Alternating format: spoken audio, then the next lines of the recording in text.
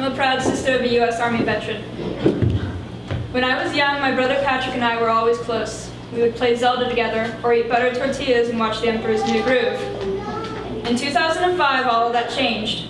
He stopped hanging out at home and he spent more time with his friends. One night, I was in my room, and Mom and Dad were in the family room watching TV.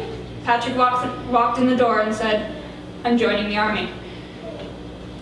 The next few weeks were filled with him signing papers and Mom and Dad signing papers. A recruiter came to the house and interviewed Patrick in the living room. I chose to stay upstairs in my room. To me, enlisting meant the Army was taking away my beloved brother and shipping him off to war. I cried myself to sleep that night. I hated Patrick for making that choice, and I hated myself for saying I hated him. Patrick left for boot camp that summer. I said goodbye to him in the garage, failing at choking back tears.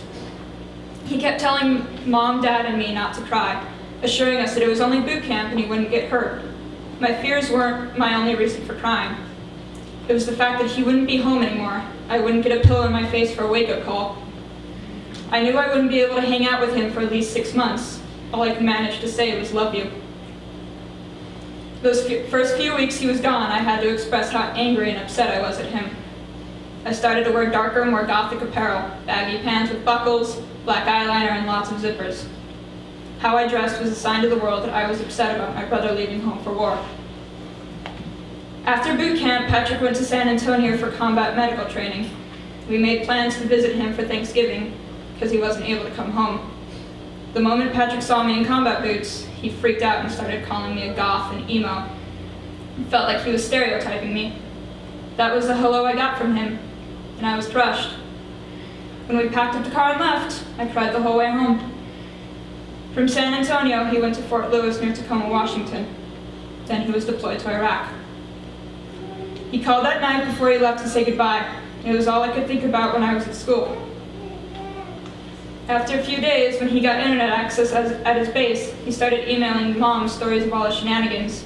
He bought an off-road toy truck and drove it around the desert. And he practiced inserting an IV on a G.I. Joe action figure. But he was also a bodyguard and worked in a major clinic in Baghdad where he saved patients and kept people alive. He did whatever needed to be done. Something clicked and I realized this wasn't about me. It was about Patrick doing what he wanted to do. He risked his life for his country, and that just made me so proud of him. I had always loved my brother, but for the first time I saw him as devoted, someone who goes beyond what other people do.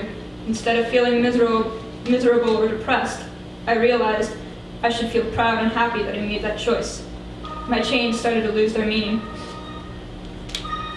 Patrick came home on October 4th after serving in the Army for 4 years. The day he drove home from Fort Lewis, I couldn't wait to get home and see him.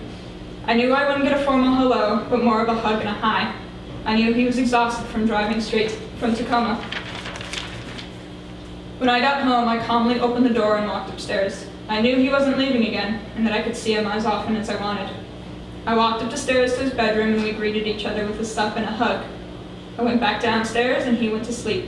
And since he's been home, I've noticed that he's become kinder to me. I'm proud to say I'm a sister of a U.S. Army veteran.